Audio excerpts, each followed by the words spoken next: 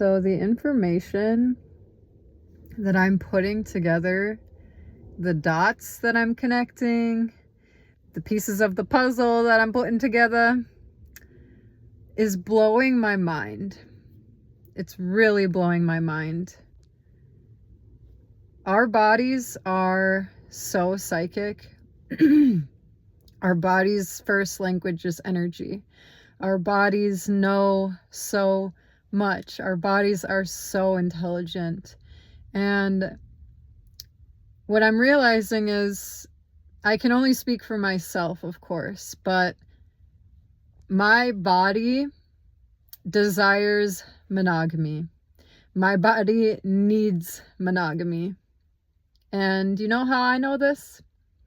Because I have been reflecting on all of my wounds in my relationships when I was cheated on, betrayed, and experienced an unfaithful partner. And you may be shocked to hear that most of my relationships have been that way. I've been cheated on by almost every single partner that I've had, and I haven't dated that many people, but almost all of them have been unfaithful to me. And every single time that my partners were unfaithful to me, my body knew right away. It would manifest in different physical things. One of the most common one being one of my ribs popping out of place. I could feel it in my sternum and all the way into my back. It felt like being stabbed in the heart and the back at the same time, which is so metaphorical for that experience, right? And I've been reflecting on my first ever serious relationship, and that was when I was 15 years old, and I was dating a 19-year-old. Not a good idea. I was a baby. I had no idea what I was doing. He was very manipulative. He did a lot of love bombing type stuff in the beginning of us meeting in general. And when you're not fed love on a silver spoon, you learn how to lick it off of knives. So that kind of was where I was at that time in my life. I was so desperate for love, attention, affection, and he gave it to me. Regardless, within us dating for a month, he already started cheating on me physically with other women. And that was when my health completely crashed severely to the point where I needed to be hospitalized. I lost weight to the point where I weighed 85 pounds and I was about 5'5". I had mono, I had Epstein-Barr. And the reason why I put it in quotes is because I'm learning so much about German new medicine and how disease actually works in the body. And the best example that I can give you to have you understand these concepts is if there's a building that's on fire, it's burning down, there's flames everywhere, and you go to those buildings, or every time you go to a building that's on fire, there's fire trucks there.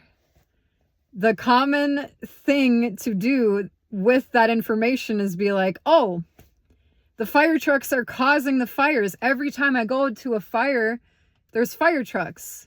Okay, it's the fire trucks that are causing the fires. But no, you know, I know, we know that the fire trucks are the cleanup crew. That is the same truth of viruses, bacteria, and all of these things. When someone is super sick, unwell, they do tests on you and find these viruses or bacteria activated. And it's not because they are causing the symptoms. It's because they are the cleanup crew. They're helping your body heal from the breaking down of tissues or the overproduction of tissues, which happen when you have a biological conflict. And so my biological conflicts have been betrayal by my loved ones multiple times. And sacred energy exchange, sex, and even kissing somebody, when you exchange fluids with somebody, that is extremely powerful. It should not be taken lightly. You are syncing up with them. Your body is becoming attuned to their body. And I just happen to be extremely sensitive. So my body knows when something is going wrong within my divine union, within my partnership with somebody. And so when I was 15 and I was dating this 19-year-old, this relationship ends up being abusive, honestly terrible for so many reasons. But regardless, when he started cheating on me, he was the first man I was ever intimate with. And my body responded violently to this betrayal. And it led to me having my throat swell up so much from my swollen tonsils that I couldn't talk, I couldn't eat or drink, and I could hardly breathe for weeks. And so I lost a bunch of weight, like I said. I dropped down to 85 pounds and went to the ER 3 different times. The first time they're like, oh yeah, you got a virus, just wait it out, it'll go away, you'll get better.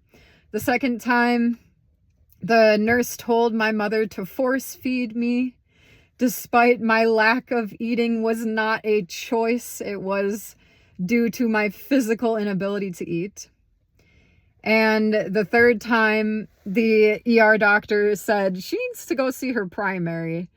And so when I saw my primary, she said she needs to be administered to the hospital immediately. And so I stayed in the hospital for about a week, getting a bunch of fluids. I think on the 3rd or 4th day, I could finally eat for the first time in over 3 weeks. Yeah. And I honestly just a few minutes ago put all of this together onto what happened to my body at this time. Because just recently, I was betrayed yet again by my intimate partner.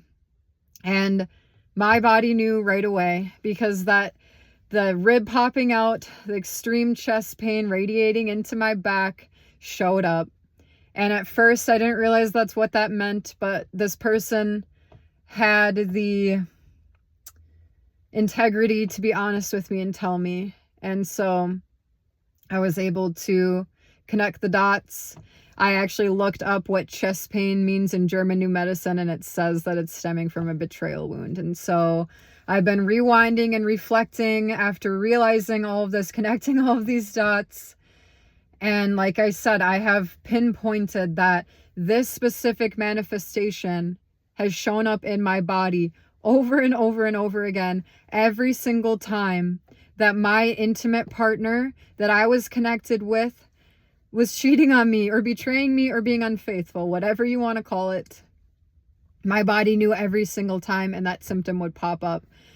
But as they say, the first cut is the deepest. So I feel that my first experience of my first love betraying me and cheating on me, my body responded the most violently that it ever has. And it almost killed me, which is insane to think about. That a betrayal wound, my body could respond so violently to being betrayed by someone that she feels is the one, is my person, is my divine partner, that much damage and destruction could happen from that happening. It's mind-blowing. It's also empowering in a weird way. It's giving me the power to make better choices going forward, right? Because when these types of things happen to us, it puts us in the victim spot, the victim mode, the placement of being the victim, right? And it's easy to sink into that and identify with that and also vilify the other person.